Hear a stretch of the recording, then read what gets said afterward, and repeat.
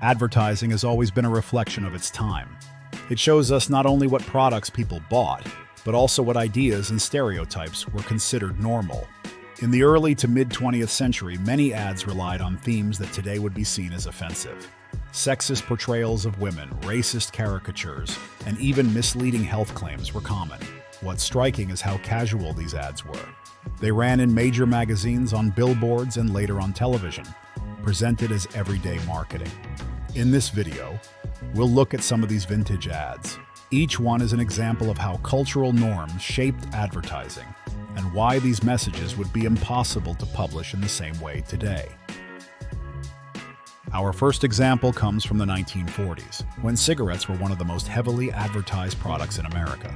This ad for Camel cigarettes shows a smiling doctor with a cigarette in hand. The headline boldly states, "More doctors smoke Camels than any other cigarette." The body text continues, "According to a recent nationwide survey, more doctors smoke Camels than any other cigarette." Yes, Camels are the choice of doctors, the cigarette that gives you rich flavor and smooth enjoyment every time. When it comes to mildness, when it comes to flavor, Camels have what smokers want most. At the time, tobacco companies often used the image of medical professionals to give their products credibility. The idea was that if doctors smoked a certain brand, it must be safe or even healthy. Ads like this are now studied as examples of misleading marketing. They downplayed the health risks of smoking, which we know today can cause lung cancer, heart disease, and many other illnesses. What makes this ad so striking is that the doctor's authority was used not to warn people, but to encourage them to smoke more. 7-Up, why we have the youngest customers in the business. 1950s. The image shows a baby smiling with a bottle nearby. The headline reads, "Why we have the youngest customers in the business." The ad copy explains, "This young man is 11 months old, and he isn't our youngest customer by any means. For 7-Up is so pure, so wholesome, you can even give it to babies. Though 7-Up is popular with adults too, it's particularly suited to the tastes and needs of children. You like it. It likes you. Add 7-Up to your baby's formula and see how babies love it. It settles the stomach, gives energy, and adds that special sparkle." This advertisement reflects how health and safety standards in marketing have changed over time. In the 1950s, sodas were often promoted as nutritious or family-friendly, and claims like this were considered acceptable. Chase and Sanborn coffee. If your husband ever finds out. 1950s. The image shows a man holding a woman over his lap as if preparing to spank her. The headline reads, "If your husband ever finds out you're not store testing for fresher coffee." The ad continues, "If your husband ever finds out you've been cheating on him, not getting the most out of coffee by store testing it for freshness, you're in trouble. This is the coffee your husband deserves. It's richer, fresher, and tastes better." Chase and Sanborn. This advertisement uses shock value and humor by depicting physical punishment within a marriage as a way of promoting coffee. While it was meant as a joke at the time, it reflects how normalized violence and control over women could be in mid-20th century advertising. N.K. Fairbank Company Fairy Soap, late 1800s, early 1900s. Our next example takes us back further to the late 1800s and early 1900s. This is an advertisement for Fairy Soap by the N.K. Fairbank Company. The ad shows a white child smiling, with text that connects soap use to skin color. The tagline reads, "Why doesn't your mama wash you with Fairy Soap?" Advertisements like this openly used racist stereotypes, suggesting that black children could be washed white with soap. These types of ads were common in the late 19th and early 20th centuries, using caricatures and discriminatory imagery as selling points. The Fairy Soap campaign became widely known and is now remembered as a clear example of how racism was embedded in mainstream marketing. Mr. Leg Slacks. Good thing he kept his head. 1960s. The ad shows a man standing confidently in a pair of trousers, while a woman lies on the ground beneath him, gazing upward. The headline reads, "Good thing he kept his head." The smaller text explains, "A display of affection is great, but enough is enough. She couldn't keep her hands off him. Always the little hugs, the pats on the cheek, sly pinches. It could drive a man to the license bureau. It all began when he wore his first pair of Mr. Legs slacks, tailored by Thompson, but he kept his head. Now everything's under control. Why don't you try a pair of Mr. Legs and get ready to dig? Pure wool worsted flannel, $14.95 at better stores. Enjoying the video so far? Don't forget to hit that like button and subscribe for more. Aunt Jemima Pancake Mix, 1940s to 1950s. The ad features the brand's mascot, Aunt Jemima, smiling and presenting a stack of pancakes. The character was designed as a Mammy stereotype, a caricature of a black woman associated with servitude and domestic work. Ads like this used racial caricatures to make products seem warm, comforting, or traditional.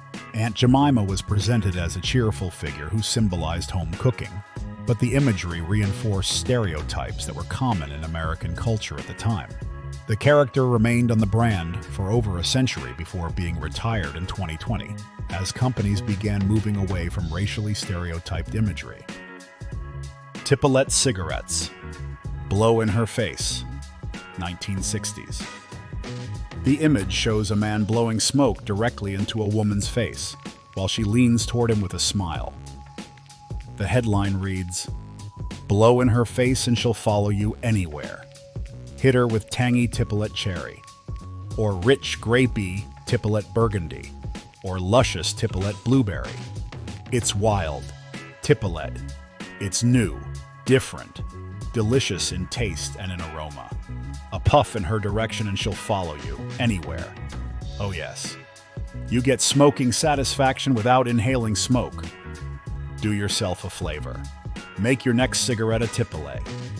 This advertisement combines two popular themes of the time: cigarette marketing and gender stereotypes. Smoking was frequently presented as stylish and appealing, while women were often shown in passive or secondary roles. The suggestion here is that the cigarette itself creates attraction, with the man in control of the interaction. Drummond sweaters. Men are better than women, 1950s. The headline makes its message very clear. It reads, "Men are better than women." The copy continues, "Indoors, women are useful, even pleasant. But in the mountains, they are something of a drag. So don't go on a mountain holiday without a man, and don't go without a Drummond sweater either." The ad directly compares gender roles with outdoor gear, suggesting women belong at home, while sweaters and men belong on adventures. Advertisements like this often used humor to reinforce stereotypes, making them appear casual and acceptable in everyday marketing. Schlitz beer. "Don't worry, darling, you didn't burn the beer," 1950s. The image shows a woman looking worried in the kitchen, while her husband embraces her with a smile. The headline reads, "Don't worry, darling, you didn't burn the beer." The ad copy explains, "No matter what happens with dinner, everything will still be all right, as long as there's Schlitz. The beer that made Milwaukee famous brings happiness to the home, no matter what's on the table." This advertisement used humor to downplay kitchen mistakes, while reinforcing the idea that a wife's role was to cook for her husband, and that beer could make up for any shortcomings. It reflects how common it was in mid-20th century advertising to connect household harmony directly to a woman's performance in domestic duties. Van Heusen ties. "Show her it's a man's world," 1950s. The ad shows a woman kneeling in bed, serving breakfast to a man who is reclining comfortably, dressed in a shirt and tie. The headline reads, "Show her it's a man's world." The body text continues, "For men only. Show her it's a man's world, and make her so happy that she knows it. Give her a gift she'll love to give back. A Van Heusen tie, of course. Styles and colors to fit your world, because after all, it's a man's world." This advertisement presents traditional gender roles in an exaggerated way, positioning men as the decision-makers and women as caretakers. The tie is promoted not only as a fashion accessory, but as a symbol of authority within the household. "Look, I'm a mother." 1940s easy washing machines. The ad shows a smiling man in an apron, surrounded by children, as if he were playing the role of mother.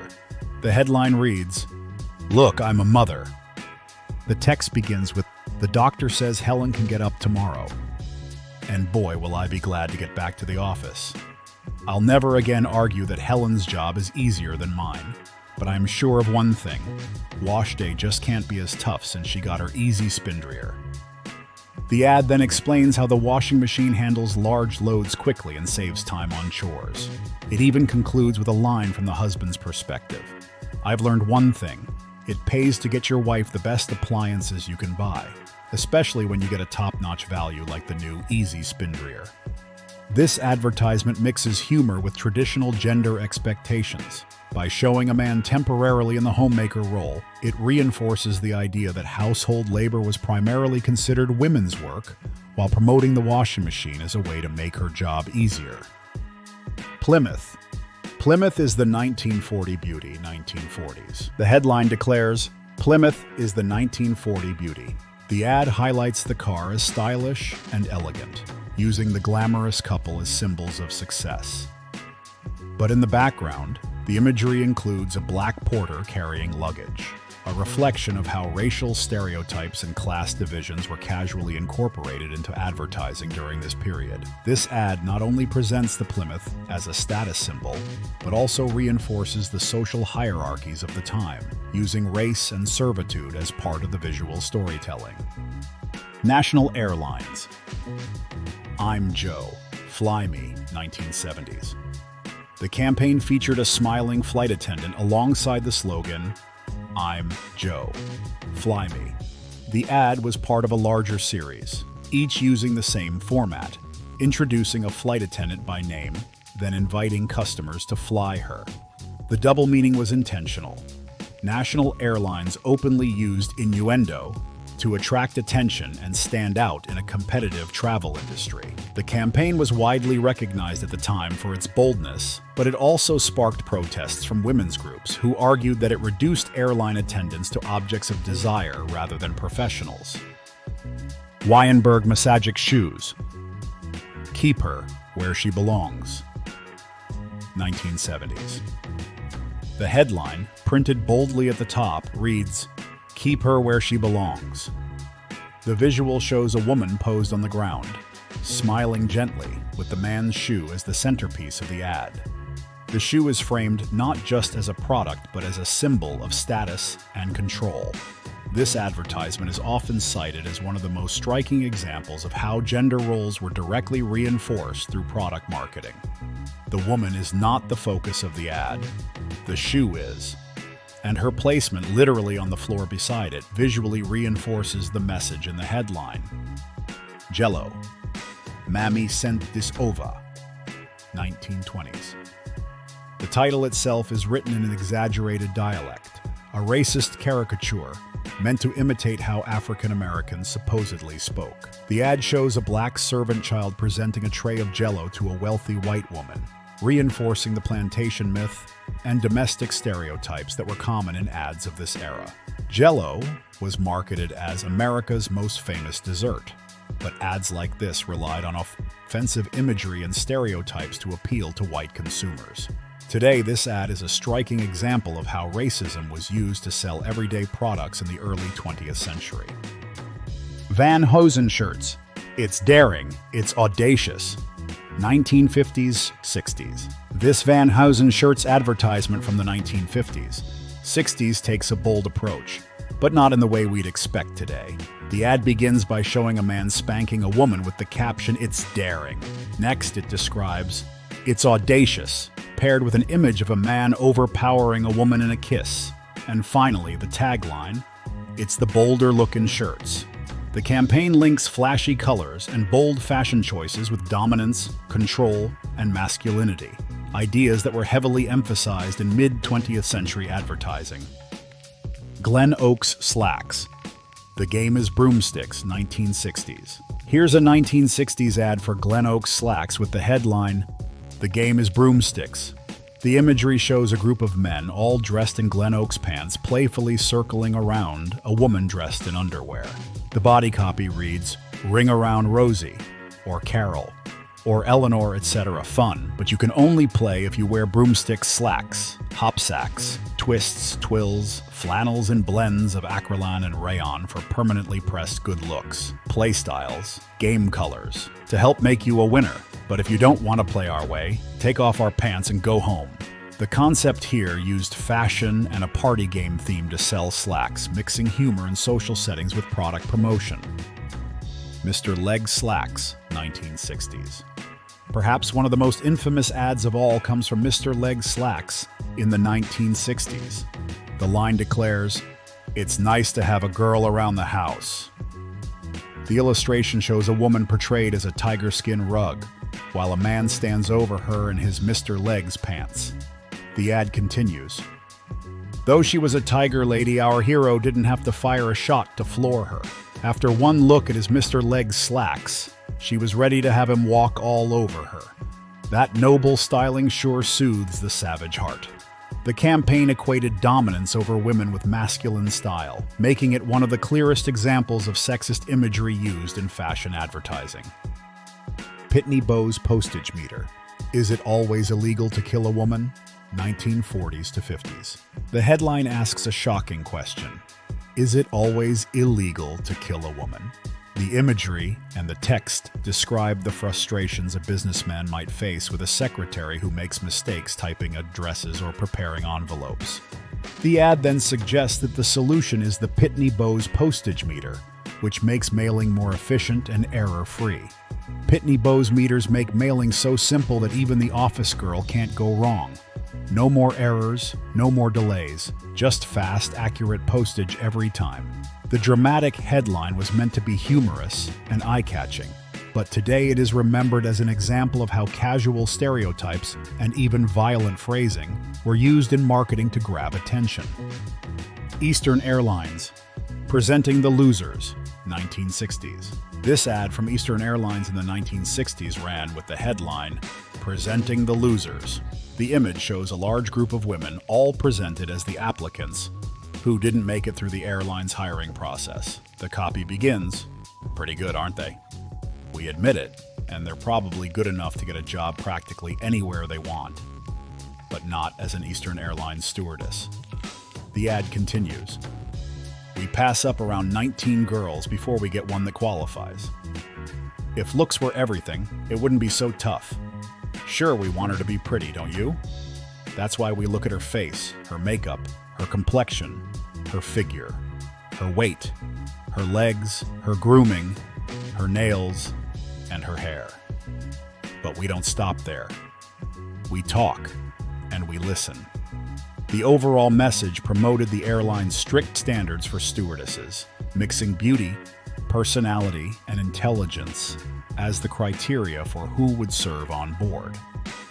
These ads may seem shocking now, but they were once part of everyday magazines and newspapers. They reveal not only how products were sold, but also how culture defined gender roles, relationships, and race. Looking back, they remind us just how much advertising has changed, and how images once seen as normal are now a reflection of a very different time. If you enjoyed the video, please give it a thumbs up and subscribe. Thanks for watching.